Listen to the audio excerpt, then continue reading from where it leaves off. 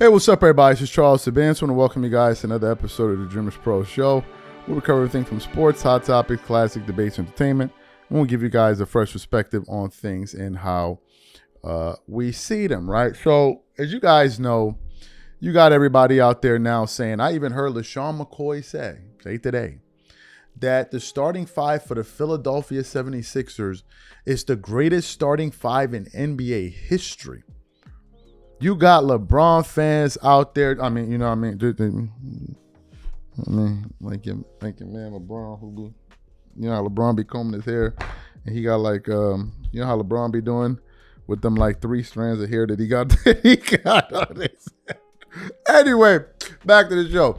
You know how LeBron fans like to twerk it up, and now they feel, oh man, you know what I mean? He about to run the goal, and man, he about to get 2 more titles. It's gonna be over for Michael Jordan, man. Blah blah blah blah blah. So they super hype.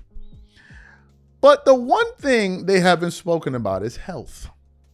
And if you guys know anything about Joel Embiid, you guys know that he's constantly having issues with his health. So a video popped up on my on my YouTube, and it was a show I've seen before, but it was from an old episode that came out about 6-7 years ago, and it was from, I believe, was it Undisputed or FS1, one of those shows. I think it was Undisputed, but when they were filling in for I think it was Undisputed, I don't remember, but anyway, it featured Chris Broussard, Chris Carter, and Nick Wright. And funny enough, as I'm saying this, First Take just dropped an episode saying the pressure is now on Joel Embiid. Isn't that interesting?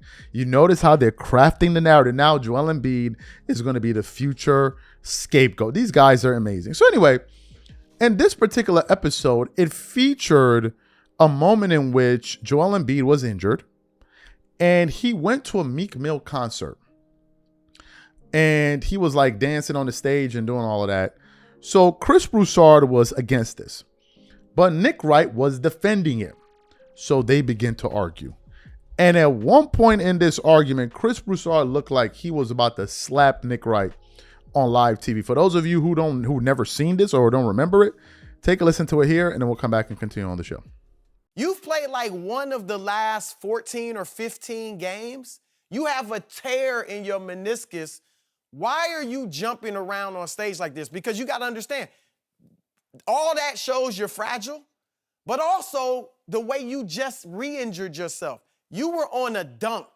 Wasn't quite a breakaway, but you were alone for the most part, dunking, and you just landed, and now you got a bone bruise and a slight tear in your meniscus. You're fragile. So it's not, I'm not a doctor and I'm not claiming to be, but it's not beyond the realm of possibility that while you jumping around on stage like that. I don't see a lot of jumping. Really? He's dancing. He wasn't doing this. Yeah. Oh. No. You can get up there. You can get up there and just He wasn't doing old school. He running around jumping like he rapping. Like that's too much. And again, I'm for freedom and fun. But in your situation, you have to be smart. His judgment is off because recently he said he thinks he can play 40 minutes a night.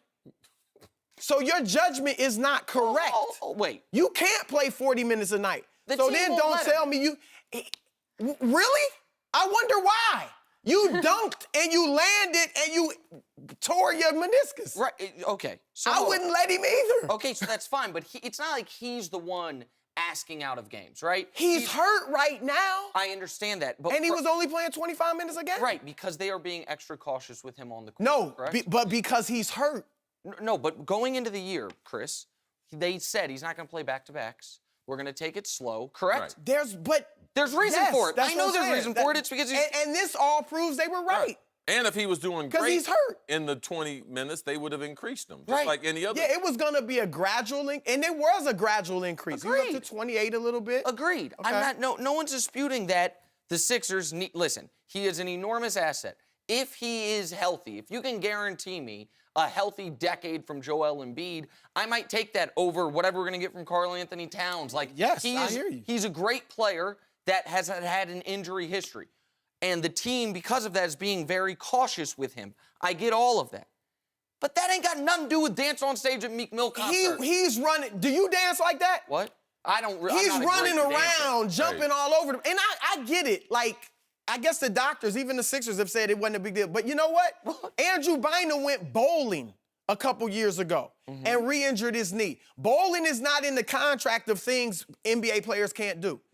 We didn't think it was a big deal when he went bowling, but he played 52 games the rest of his career. He was 25 years old. Okay? Jahlil Okafor last year had a slight tear. They called it minor in the meniscus. Said he'll be out 6 weeks. He was back in 7 months. This dude has to recognize you are a basketball player who's got injury problems, who's fragile.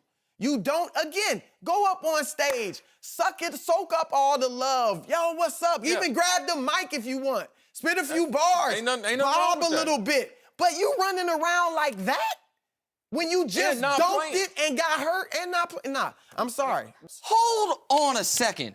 Okay. He's not asking Philly to pay him to be at the Meek Mill concert. He's in his own damn time. The doctors said we're not worried about it. Colangelo. The doctors have been wrong plenty of times in Philadelphia. Wait a moment. And it'd be one thing if he was healthy. Yeah. He's not healthy. We own your body. Okay.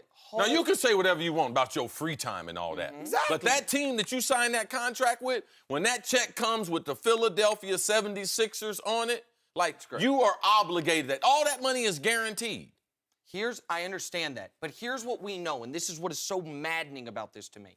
If Joel Embiid were doing this in the locker room, nobody cares. We would care. No, I would care. I bet you they might walk in and be like, take it easy a little bit. Take it easy. Okay. Yeah, you're not playing. I'm from the Pat Riley school. Pat Riley walks into the locker room and said, hey, buddy, how you feeling today? I'm feeling pretty good. Now, if we were in the playoffs, could you play 10 minutes?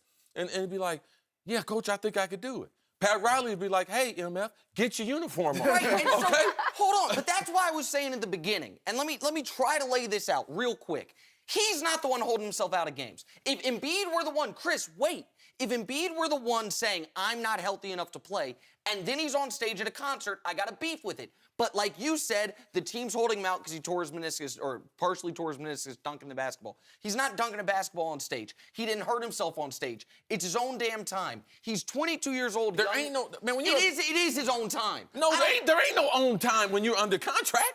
What, so all day, every day, you got to check in with the coach? It ain't his damn parole officer. Listen, this is a man, hold up. Go ahead. No, a little more context. Guy came from Cameroon, got to the States 6 years ago. 2 years ago, his younger brother randomly died in a car crash. If you don't think this is a guy who might say, you know what? Life is fleeting. Fame is fleeting. You know what else could be fleeting? Your NBA career. Yeah. All right? And then who gonna care about him? Hold up. Is Meek Mill gonna want him on stage There's one when reason your why, career is over? Hey, there's one reason why they got him from Cameroon, right? Yeah, There's one exactly. reason, for him to play basketball. And there are other ways to unwind and let it hang out. Let it all hang out. Again, I'm fine with you going up on stage and dapping up Meek Mill. Yeah. Just don't run around like that when you're injured. You do something like that and not show up to work, you're going to see a side of Chris Carter you don't like. But he's not showing up to work. He can't play. He can't play. They were clearly right. Maybe 25 minutes was too much, Nick. Yeah. Maybe we should have had it be 15 minutes. Maybe you wouldn't be He's injured. brittle, man. That's the thing, Nick. He's brittle. He's being told. He was being told. He was being told, and he's still told wrong. by his bosses he can't play. In his own Can he play? Chris, let me finish. So you saw it there. Absolute theater, absolutely hilarious. But let's be serious here for a second. We need to talk about the health of these guys. LeBron James missed time last season.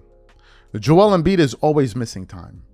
And now Joel Embiid, the media, and by media I mean ESPN, is now kind of setting it up in a way where if this thing doesn't work out, they're going to blame Joel Embiid.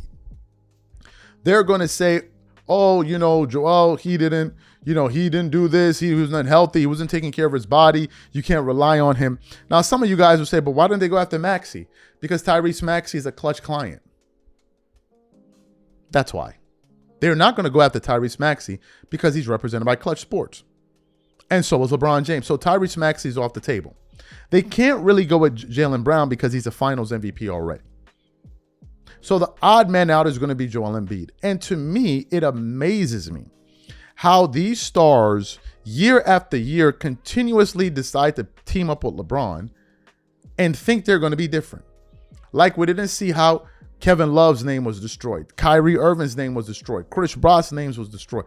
Dwayne Wade's reputation was destroyed. Russell Westbrook's reputation. But for somehow they always feel like it's going to be different with me. Okay. You're about to have a rude awakening. And for ESPN already to start putting out shows today talking about the pressure Joel Embiid now faces with LeBron going to the Sixers. He's going to be the odd man. They are singling out their scapegoat because there must always be a scapegoat. And you can bet your bottom dollar Joel Embiid will be the scapegoat. It's the pattern of this guy's career. And it's going to be no different this time around. These are my thoughts.